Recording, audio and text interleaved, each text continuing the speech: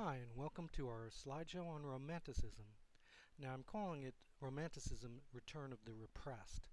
And that's actually a term not from Romanticism, but from, I suppose, early modernism, if you want to call it that, or the 20th century, or late 19th century.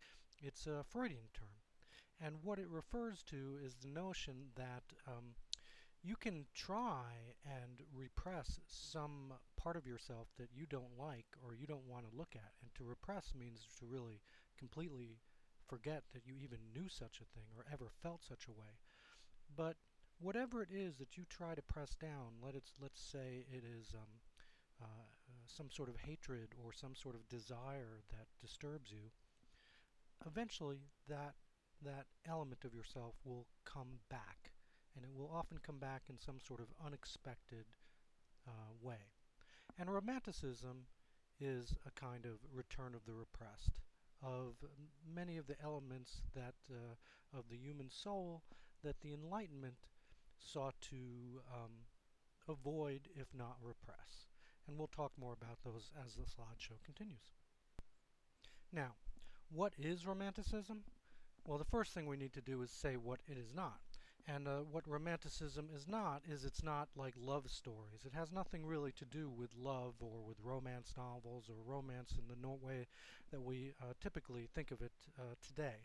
It's a movement in art, philosophy, literature, music, a movement that spread itself across Europe. And one narrow way of defining that movement is historically, we might date it from 1798 to 1832. 1798 is when William Wordsworth's lyrical ballads came out, and that was a very influential book of poetry in the Romantic movement, which actually we'll talk about a little bit later in the slideshow.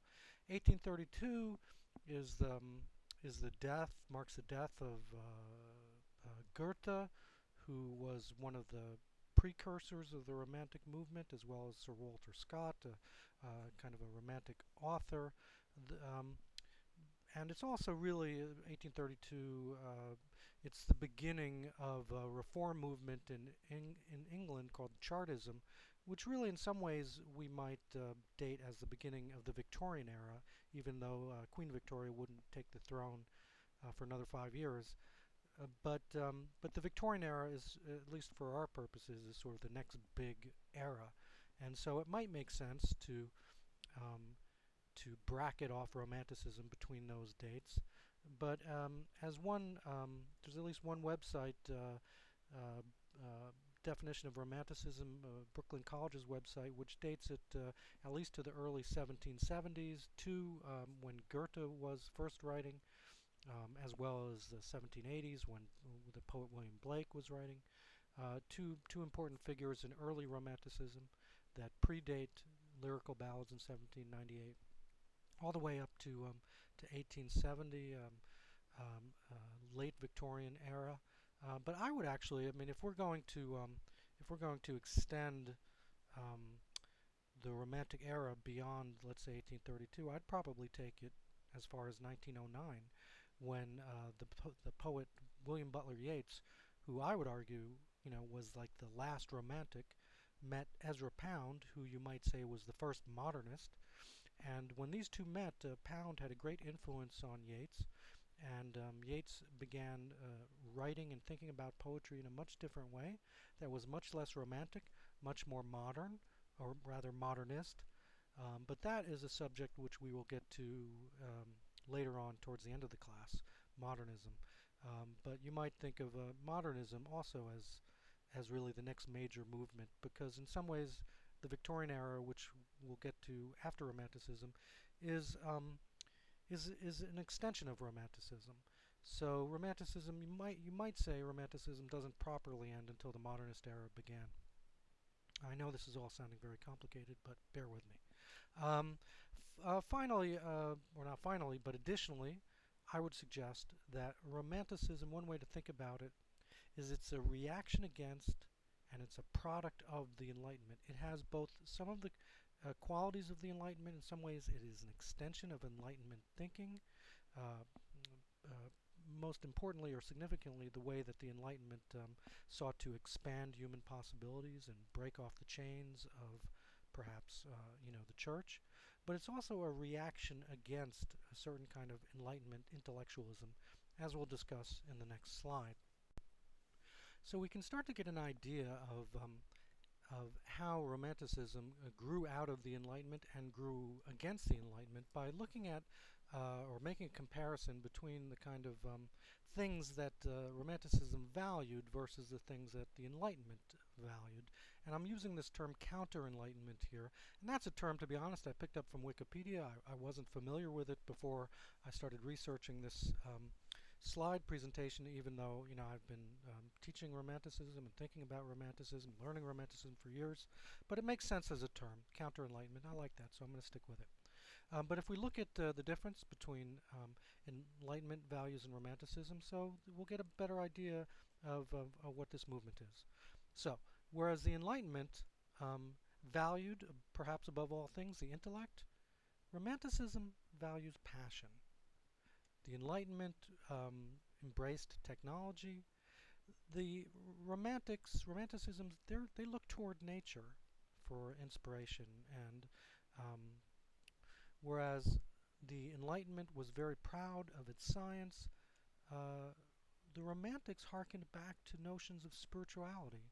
They saw science as being too limiting a way of looking at the world. They weren't necessarily anti-science. It wasn't that they didn't believe in science, but they thought it left out important elements of life, and particularly spirituality. The Enlightenment was all about the pursuit of reason, the application of reason, right? Whereas Romanticism stresses the importance of the imagination. The Enlightenment valued social order and sought to imagine new kinds of increasingly effective social orders. But the Romantics valued individuality. They weren't looking to create a perfect society. They were looking to develop the individual human spirit, and sometimes that human spirit would be in opposition to the social order. The Enlightenment similarly valued moral codes, right?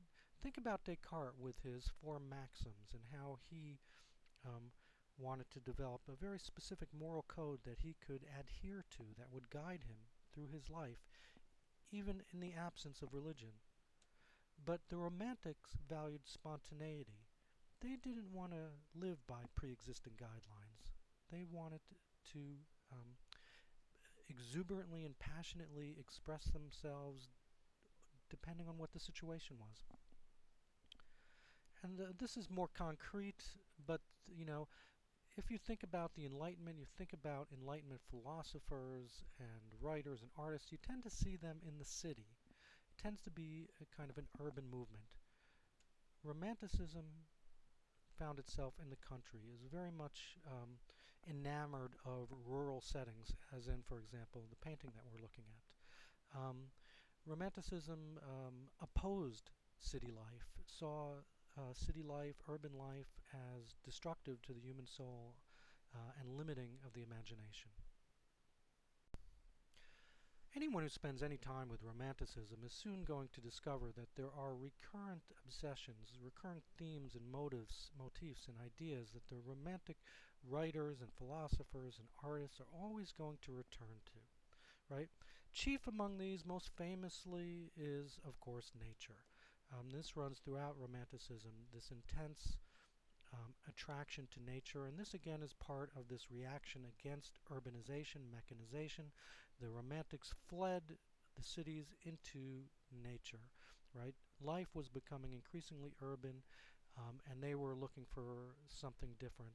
And as the world, as nature itself started to shrink, the Romantics valued it more and more. Now, related to nature, perhaps, is the Romantic interest and obsession with solitude. If you think about, if you were to picture in your mind a typical Romantic poet or personality, if you knew about Romanticism, you would probably see that person like alone. If you think back to the first slide of this lecture, there was a man standing at the top of the mountain looking at a view, looking at the clouds, and he's all by himself. The Romantics valued that solitude, especially solitude in nature. And again, this is in distinction in large part from perhaps an Enlightenment value, urban values, but also just not necessarily Enlightenment, but as the world itself was changing, becoming more and more crowded and urban, right? The Romantics were seeking to get away from that, and this idea of having time to yourself, developing oneself in isolation, in solitude, was highly valued.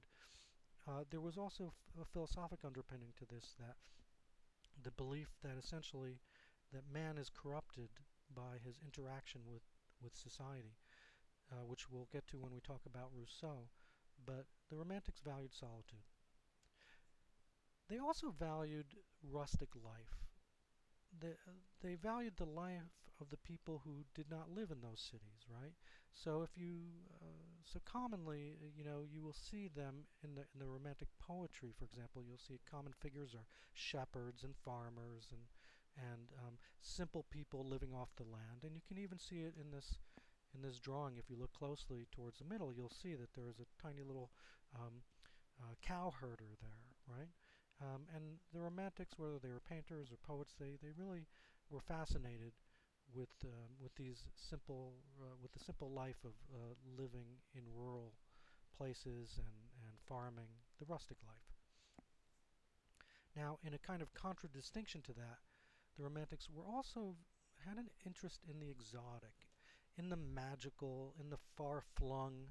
Very often this took the form of setting poetry or paintings or any kind of imaginative work in the Orient, and by the Orient they would have meant places like Arabia, as well as, I suppose, perhaps East Asia.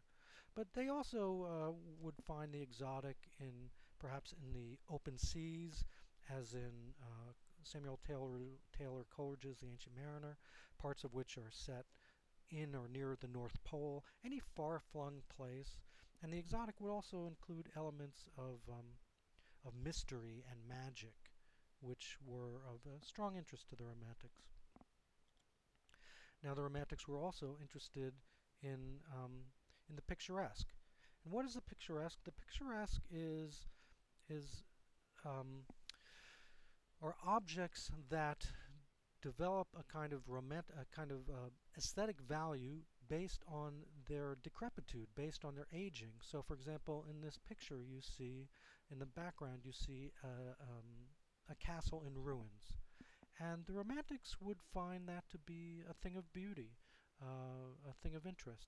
So, castles in ruins, cottages in ruins, old walls that are falling down. These evidences of a bygone, simpler era, these were things that the Romantics also valued. Along with this, the Romantics, and this is related to that rustic life, but not entirely, the Romantics valued what I'm calling the common man. And here I give some examples: peasants, prisoners, paupers, but not all things beginning with a P, right? It's basically everyday people, perhaps even more than everyday. They tended to be obsessed or interested in the lower classes. The Romantics were much less interested in, let's say, kings and queens, or even politicians or wealthy people, powerful people.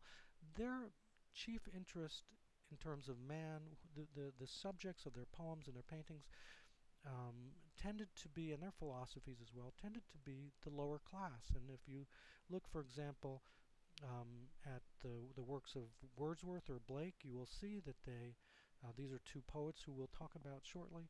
You'll see that they were interested in shepherds, in people who went bankrupt, even in insane people, or criminals, or convicts, also in children.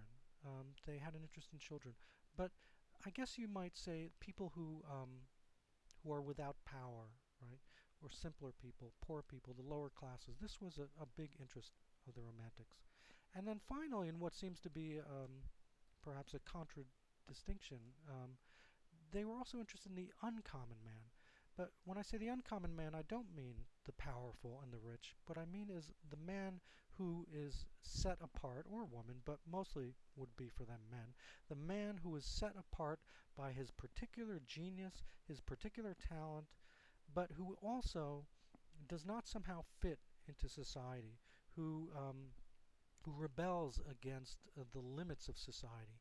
And we've come to call this the Byronic hero, because Byron himself, Lord Byron, who was a Romantic poet, um, was himself an example of this. I mean, on the one hand, actually, he was aristocratic, and that made up part of what the public's interest in him was. But really, what it means to be a Byronic hero is to be strong and to have some quality of genius about you, but to be misunderstood, to be perhaps moody and passionate, to not fit in with the common run of life, to be set apart, perhaps even to be outcast. And the Romantics were fascinated by this kind of figure. Now, we don't have time in this PowerPoint to go into depth into the growth and origins of Romanticism, but I'm going to address a couple of the key players in the early Romanticism, key ideas that contributed to the growth, the emergence of Romanticism out of the Enlightenment. And one of them was, in fact, an Enlightenment thinker, Jean-Jacques Rousseau, the French philosopher. And Rousseau is an important contributor to Romanticism, in large part for his notions about society and individuals. And basically, what Rousseau argued was that the problem with human beings is not inherent in man, but it's society itself. Society is not the solution to our problems. Society is the cause of our problems. Society corrupts us. Our exposure to culture corrupts the best part of us, warps the best part of the human being. Um, there was an old joke in I guess when I was growing up of the criminal being arrested and saying, "I blame society," right? Well, where does that come from? That comes from Rousseau, and it is a precursor to Romanticism. Related to that idea was this idea that Rousseau had of childhood innocence. He truly valued children, at least in theory. Apparently, he wasn't such a good father to his own child, um, but he believed in the purity and the innocence of children and in their capacity, to become moral human beings under the right circumstances. But typically, they were, in some ways, again, corrupted by society. But ultimately, childhood was this time of purity and innocence. And this, by the way, is completely in distinction or completely opposed to what will come, to an idea that will come later on after Romanticism, after Victorianism, when we get to Freud, because Freud did not see children as pure and innocent. Freud saw children as basically untamed animals with animal desires of lust and hatred and violence. And in this sense, Freud himself grew out of an Enlightenment thinker named Hobbes. But for Rousseau, children represented a kind of innocence, and this idea of the innocence of children would play a powerful part in, for example, Romantic poetry, which valued childhood as a time of special vision, a time of when the imagination was uncluttered and open to all sorts of experiences.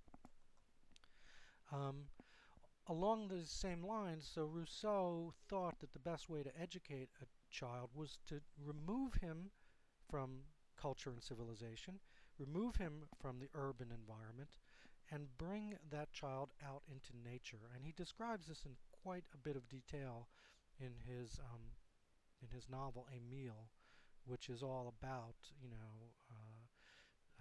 bringing a child out into nature and gradually training him up.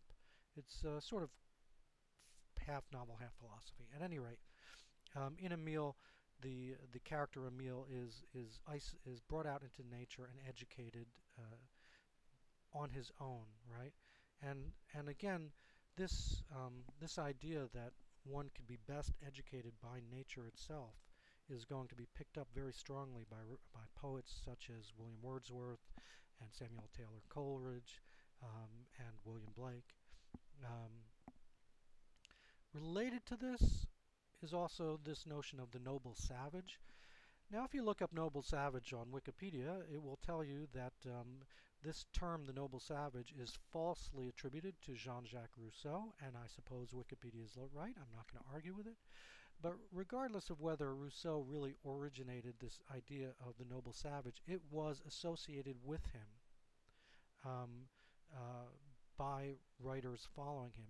And basically it goes back to this idea that man is better off without culture, without civilization, so that for example, if you look at the painting on the right, it's actually we have Francis Bacon on the left, and I guess not sure, a Native American perhaps on the right, and the idea is that they were at least equal, if not that the Native American was superior in his nobility, because he is uncorrupted by society, right? He lives in a kind of a state of natural innocence, right?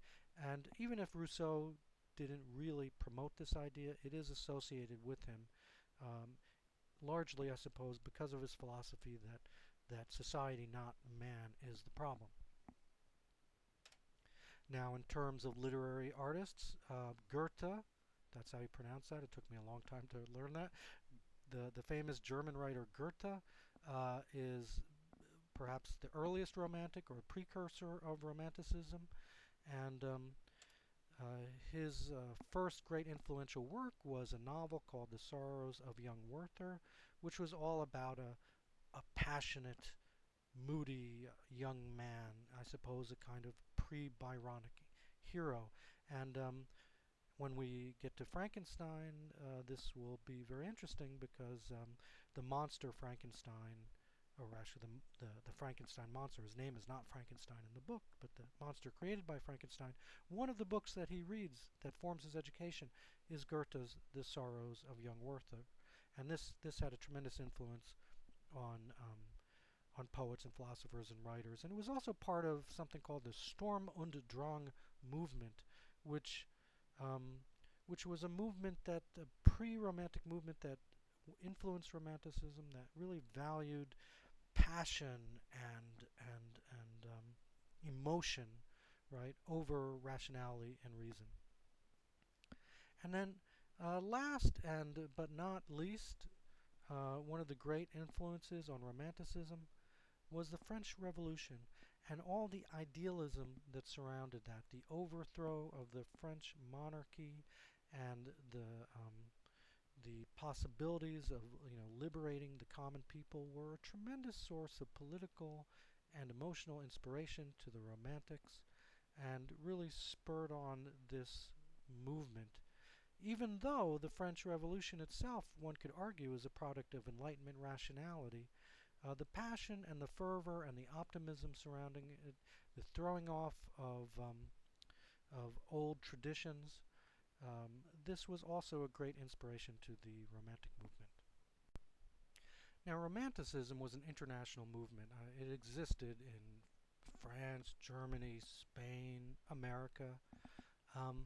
But for better or for worse, when most people, at least in English-speaking countries, think of Romanticism, they tend to think of British Romanticism, because British Romanticism really dominated the movement, at least in terms of literature. There were a lot of influential German Romanticists, I think, in terms of philosophy, but in terms of literature, the greatest impact was made by the British Romantics, and Romantic literature itself, I think, was at the forefront of the Romantic movement.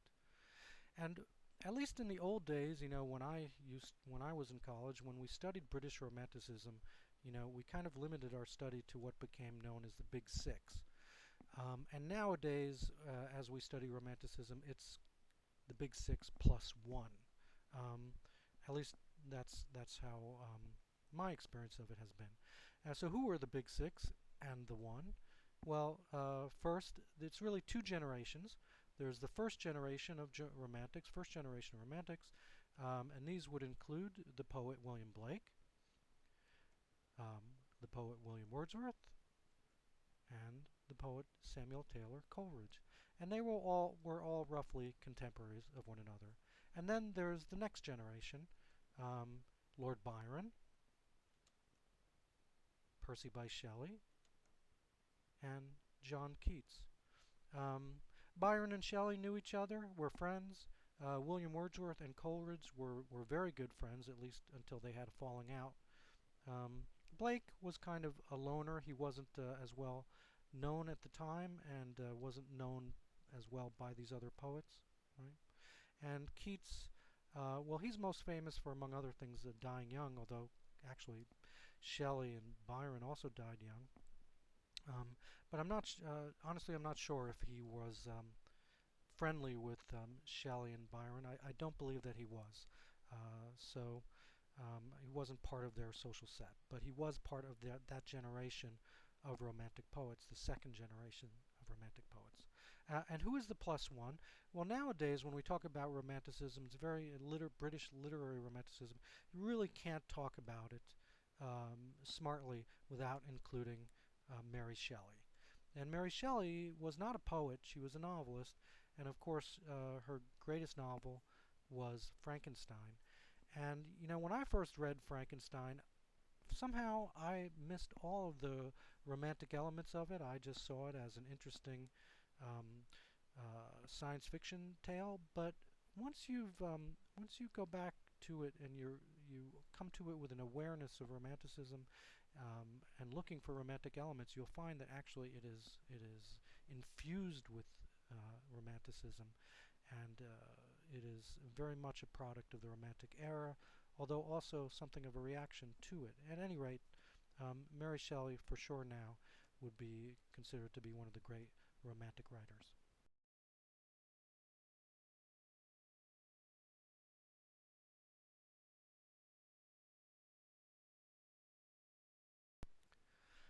So we're going to look at, in this slideshow, just a few excerpts of poems by British Romantic writers that illustrate some of the key ideas that drove that movement.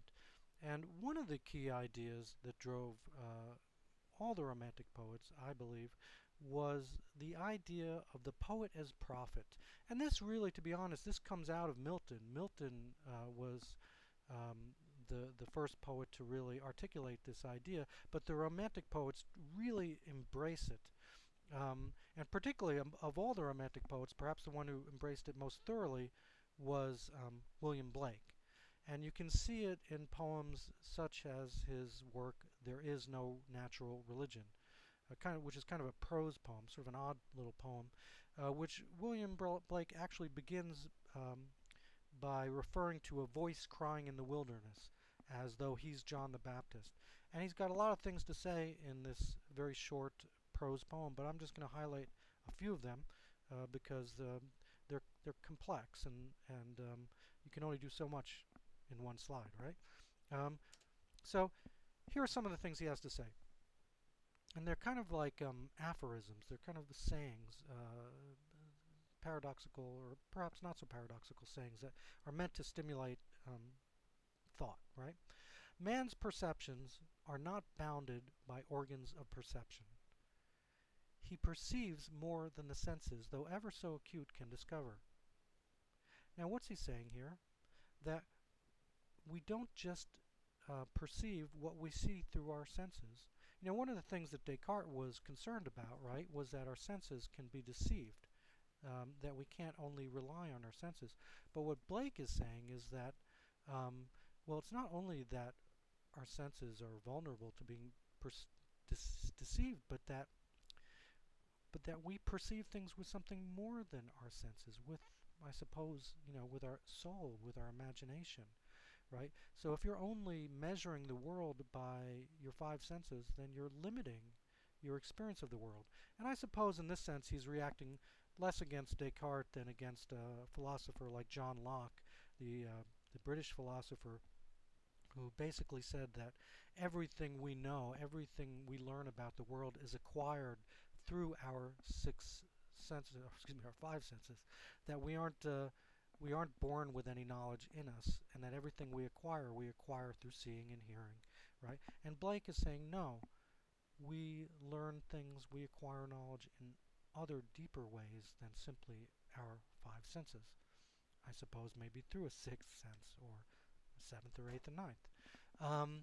Reason, or the ratio of all that we've already known, is not the same that it will be when we know more.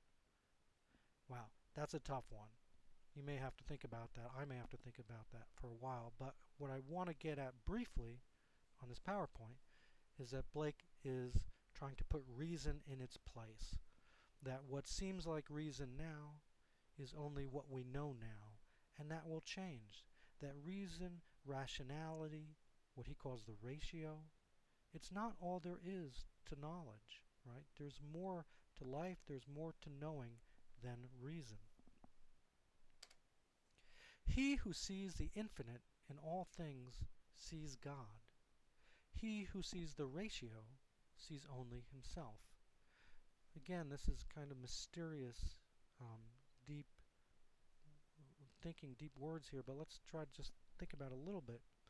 He who sees the infinite in all things sees God. What Blake believed is that you could perceive God through the natural world, through the physical world, that he famously says, you know, a grain of sand can reveal infinity, right? So, so the material world is a kind of window onto the infinite world, right? And he who sees the ratio, or he who only limits himself to the rational world, to what appears on the outside of things, right, is only seeing a reflection of himself. If it were not for the poetic or prophetic character, the philosophic and experimental would soon be at the ratio of all things and stand still, unable to do other than repeat the same dull round over again. Now again, we're getting a very complex and mysterious statement here, and I just want to highlight one or two things. Perhaps just one thing, and that is that Blake is placing the poetic character, or what he calls the prophetic character, above philosophy and above science. Right here is where you see the counter-enlightenment, thrust here. Right, Blake is opposing the language of poetry and the world of the imagination against that of science and philosophy. Right. If it weren't for poetry, if it weren't for the poetic spirit, the philosophers and the scientists would just repeat themselves over and over again. They would stand still. You know, later on in the second generation of Romantic poets, Percy Bysshe Shelley would say, poets are the unacknowledged legislators of the world. Right? Think about that. Poets are the unacknowledged legislators of the world. It's the poets who drive the world. It is the poetic imagination that moves us forward, not politics, not philosophy, not science. This value of the poet, this valuing the poet and of poetic imagination, this is central to Romanticism. Now really, if you had to pick two poets who represented more than anything else Romanticism, or who perhaps were the greatest leaders or the greatest, most accomplished poets of Romanticism, I don't know, I guess it's debatable, but for me it would be either William Blake, or it would be rather William Blake and William Wordsworth. Wordsworth unquestionably was the most influential of all the Romantic poets.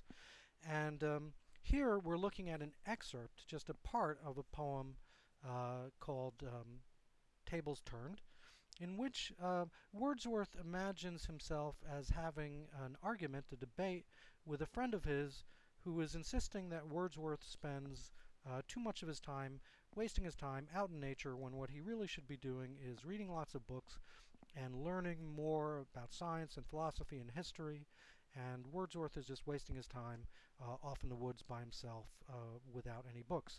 And here's just a part of the response, and there's a lot of text on this slide, but we're gonna work through it as it comes. All right, so I'm just going to read this.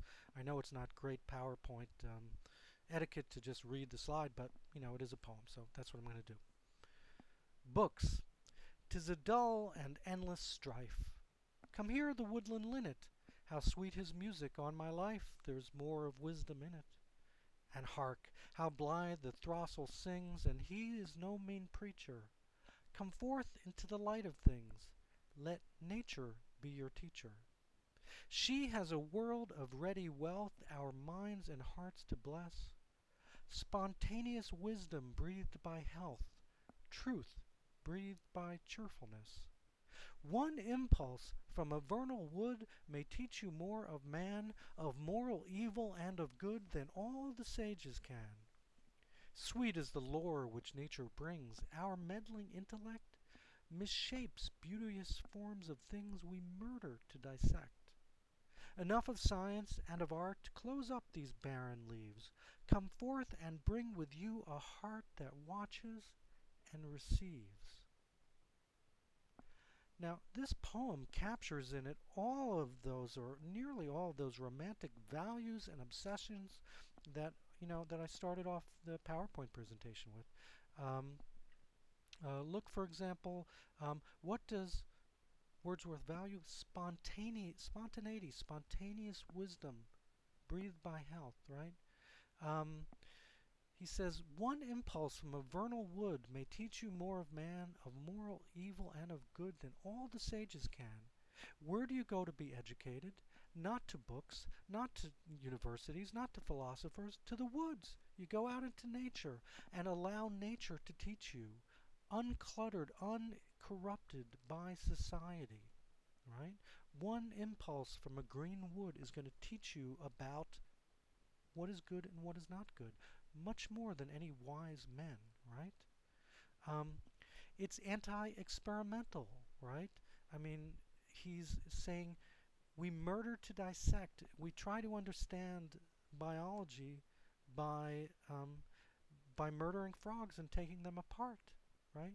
We misshape the beauteous forms of things. What we should be doing is allowing nature to teach us as it is, right? There's more wisdom in the woodland linnet, in a bird, right? In the song of a bird, than in all those books that you want me to read. That's what he's saying. And in the end, he's saying enough of this science and art. And by art, I don't think he means painting. I think he means more like philosophy and science and history, right? Enough of all that. Close up these barren leaves, right? The books, what are books? They're dead leaves, right? A metaphor from nature, but one that exposes the emptiness, the impotence of books, right? Close up these barren leaves, he says. Bring forth you the heart that watches and receives. He talks later about about a kind of wise passiveness, right? You go into nature and you let nature wash over you. You don't seek to exploit it and to mine it, right? You allow it to teach you, right? This just this little bit of what is really not a very long poem anyway, captures the essence of so much of the Romantic philosophy and value system. So what happened to Romanticism? Where did it go? How did it end?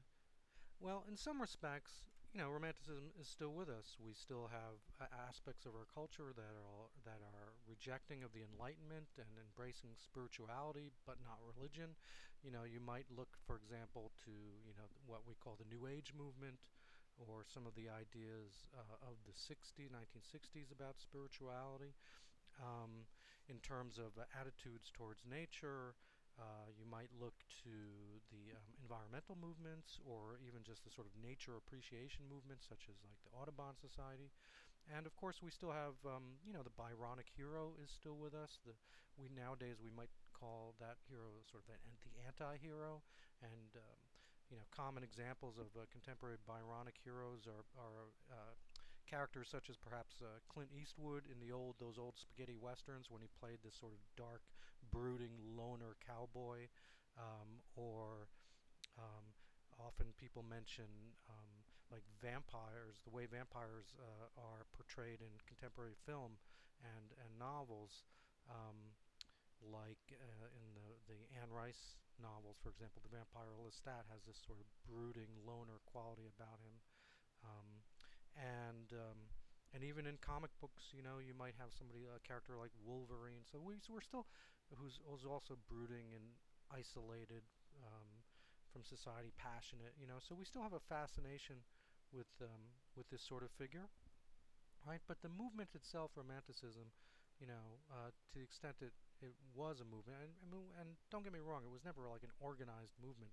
The poets didn't themselves call themselves romantic poets, but as a kind of a coherent historical movement, it did end. And what brought it to an end?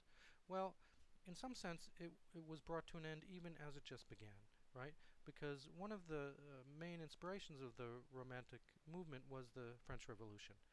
And this was inspiring because it offered the hope of universal brotherhood and peace, and throwing off the shackles of tradition and overthrowing monarchy and replacing with democracy. But how did the French Revolution end? It ended in a bloodbath. It ended with the guillotine. It ended with the reign of terror, and also with the Napoleonic Wars and the rise of a dictator. So this was, this was profoundly disillusioning to the Romantics, even to Romantic poets, or perhaps especially to Romantic poets such as William Wordsworth, who actually witnessed parts of the French Revolution, and then later became very disillusioned with how that revolution turned out, and in later life sort of became much more conservative. Um, Also, the attitudes towards nature inevitably changed in the 19th century as scientific revelations and Darwinism came to the forefront. Not just Darwinism, because even before Darwin, there were findings in geology and biology that were suggesting that nature was not such a nice place. You know, that whole species, for example, had gone extinct, like the dinosaurs. You know, the fossil record was showing that nature seemed to have a rule of survival of the fittest, and so this phrase "nature red in tooth and claw" comes from a poem by the Victorian poet Alfred Lord Tennyson, and what it suggests is that nature no longer is a benevolent place, no longer is a peaceful refuge from society. It's actually a dangerous and scary place. Also, the 19th century saw the rise of nations of empire and the Industrial Revolution, and I suppose these kind of siphoned off some of the energy from Romanticism, which, Romanticism is really about the individual and the cultivation of the soul. And what Western culture was seeing was the success of technology and of centralized governments coming to the forefront, and so Romanticism was seeming perhaps a little quaint, less attractive, or being outdone by the products of political domination and technological advance.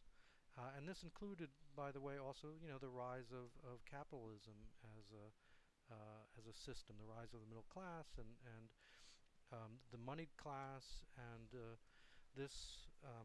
this also siphoned away, I think, some of the energy from Romanticism. But at the same time, part of the reason Romanticism may have dissipated was because, in some senses, it also succeeded as a movement in inculcating new values or about equality, let's say, and the rights of man.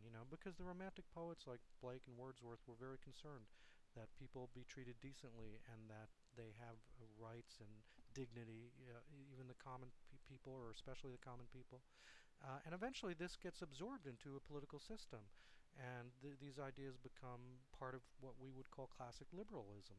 And so that also, in a way, siphons off some of the energy of Romanticism, because some of the ideals of Romanticism get diffused into politics. And so they're no longer actually radical anymore. They become part of the mainstream. And then finally, there's just growing old. You know, um, Now, actually, a lot of the Romantic poets, unfortunately, did not grow old. Byron, Shelley, Keats all died young. But Wordsworth and Mary Shelley, you know, for example, grew to ripe old ages, and as they aged, they tended to become more conservative, less romantic in the sense, because Romanticism is kind of a product of youth. It tends to be more attractive to young people. That's why, for example, you see a renaissance in a way of Romanticism in the 1960s, which was a youth culture. So you could just say some of these poets just grew out of their Romanticism, and perhaps the culture as well grew out of it. But it's also still with us today, as I think we will see as we move forward in the course.